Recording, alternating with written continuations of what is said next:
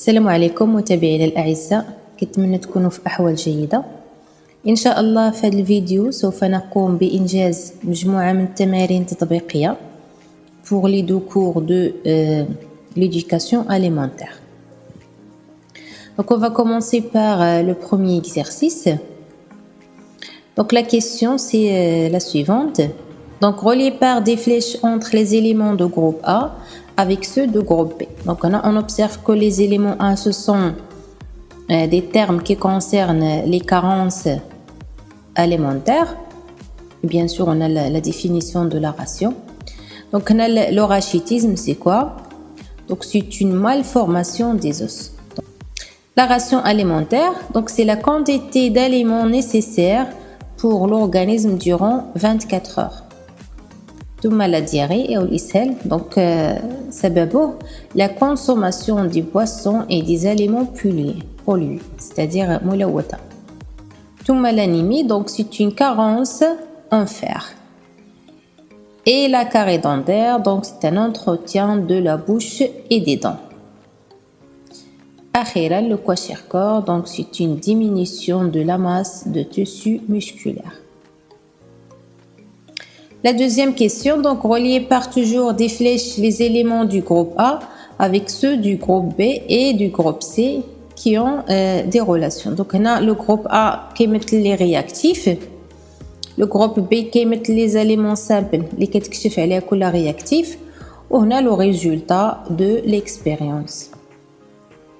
Donc بالنسبة للنيترات d'argent, donc il met évidence de la chlorure de sodium. Donc le résultat c'est un précipité blanc qui noircit à la lumière. Tout les corps de filling, donc c'est le sucre réducteur ou bien le glucose, donc on aura un précipité rouge brique. L'acide nitrique c'est les protéines ou les protides, donc on aura une coloration jaune. Finalement iodé, donc c'est l'amidon. Résultat, coloration bleu violacé. Puis on passe au deuxième exercice. Donc un adolescent de 15 ans a consommé pendant 24 heures une ration alimentaire composée des éléments suivants.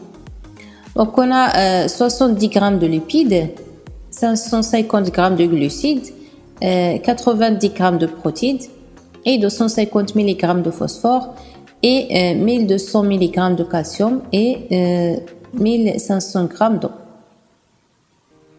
Donc la première question, calculer l'apport énergétique, c'est-à-dire l'énergie totale qu'offre la ration de cet adolescent, sachant que donc 1 g de glucides qui atteint 17 kJ, 1 g de lipides 38 kJ et 1 g de protides qui atteint 17 kJ.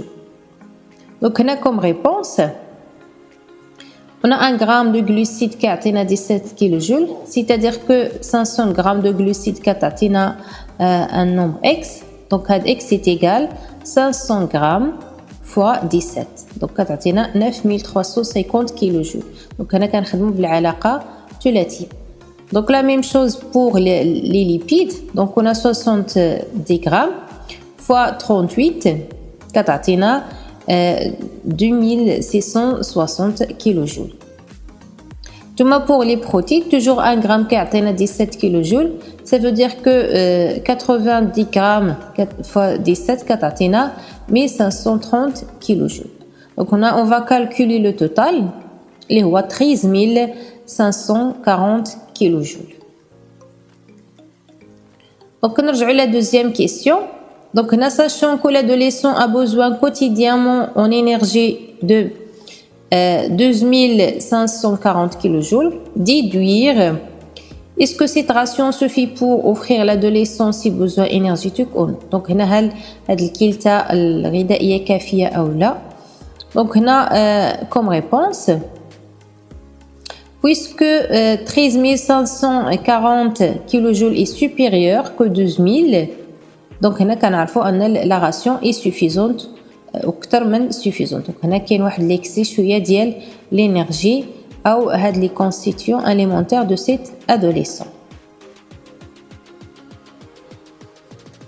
Donc la troisième question, toujours la ration alimentaire. Donc là, on va travailler l'exercice de cahier de document page 34 pour Aztil Alami. Donc on a comme données de l'exercice. Donc on a les aliments consommés par un adolescent toujours pendant 24 heures. On a le total des constituants. Donc on a les protéines 102 grammes, 0,06. Donc on a d'origine animale et d'origine végétale. On a les glucides, les lipides, le calcium et le phosphore. Donc هادو هما القيم اللي غادي نخدموا اليوم في l'exercice.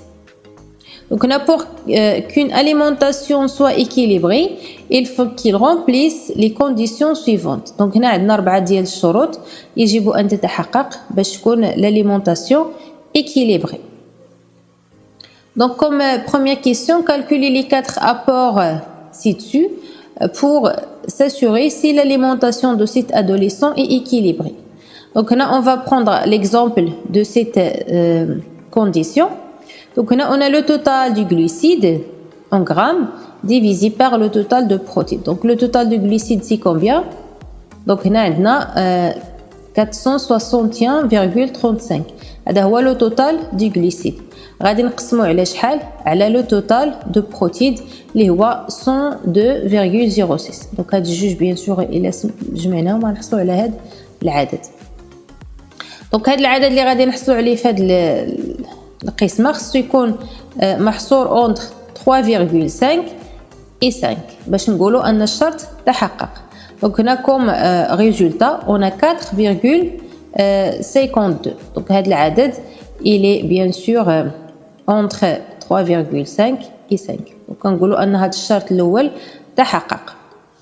الشرط الثاني خاص يكون le total du protéine animal, c'est-à-dire 21,66 divisé sur le total des protéines d'origine végétale اللي هو 80,4 سيكون أكبر من 1/3 c'est-à-dire 0,3.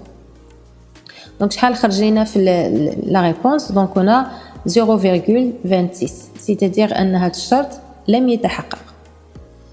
ثم الشرط الموالي. Donc on a le total de lipides en grammes divisé par le total de protéines خصو يعطينا 1. Donc هنا غادي ناخذ le total de lipides اللي هو 84,2 نقسموه على 102. Donc comme réponse on a combien? On a 0,82. Donc هنا il est différent de 1 c'est-à-dire أن الشرط الثاني كذلك لم يتحقق. ثم الشرط الثالث. Donc هنا on a le total de calcium en milligrammes divisé sur le total de phosphore. Donc غادي ناخذ 864,90 divisé sur 1459. Donc خصو يكون محصور ما بين 0,7 و 1. Donc هنا le résultat on a 0,59. Donc هنا il est inférieur que 0,7. Donc هنا كنلاحظوا ان الشروط الثلاثه لم تتحقق وبالتالي كنقولوا ان l'alimentation de cet adolescent n'est pas équilibrée. Donc on déduit que cette ration n'est pas équilibrée car les 3 rapports des protéines, des sels minéraux et des lipides des protéines ne remplissent pas les conditions demandées. Deuxième question. Donc proposer des modifications des aliments consommés par cet adolescent afin que les 4 conditions ci-dessus soient remplies, sachant que les besoins quotidiens هما donc 90 grammes de protéines, 110 grammes de lipides et 400 grammes de glucides. Donc هنا باش يتحققوا الشروط.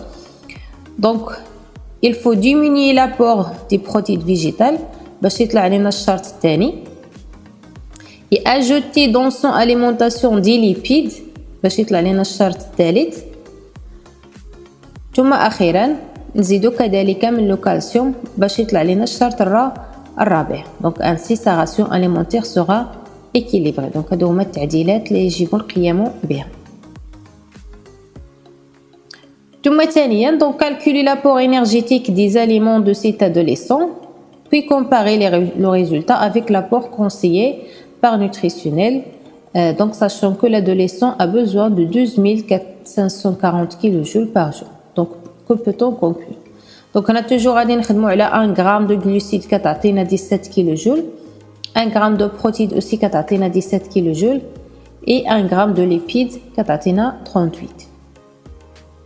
Donc في les données عندنا la quantité du glucide هي 461,35 غادي نضربوها في 17 كتعطينا 7842,95.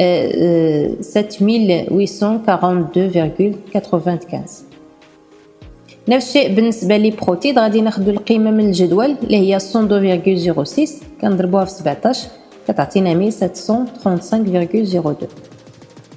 ثم اخيرا المعطيات دائما من الجدول دونك 84,2 fois 38 كتعطينا 1099,6.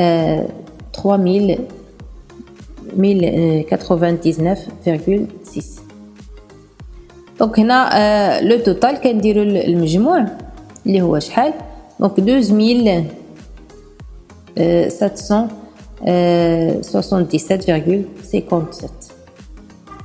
دونك هنا هذا العدد غادي نقارنوه مع المصابه اللي هو 12540 اللي هو تقريبا متشابه وبالتالي كنقولوا ان هاد لا راسيون اليمونتير donc il fournit d'énergie nécessaire au fonctionnement de l'organisme. donc هنا كافيه من اجل سد الحاجيات الطاقيه ديال الجسم. donc troisièmement donner une définition de la ration alimentaire puis préciser les conditions d'une ration alimentaire équilibrée.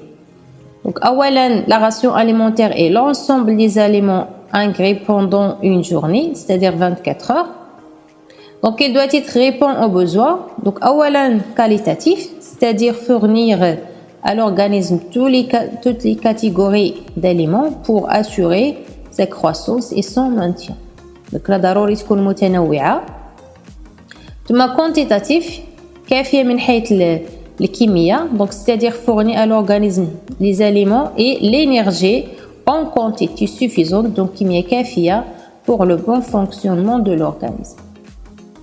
Donc هنا la ration alimentaire varie selon تختلف حسب ماذا donc le sexe, l'âge et l'état physiologique de la femme donc enceinte allaitant.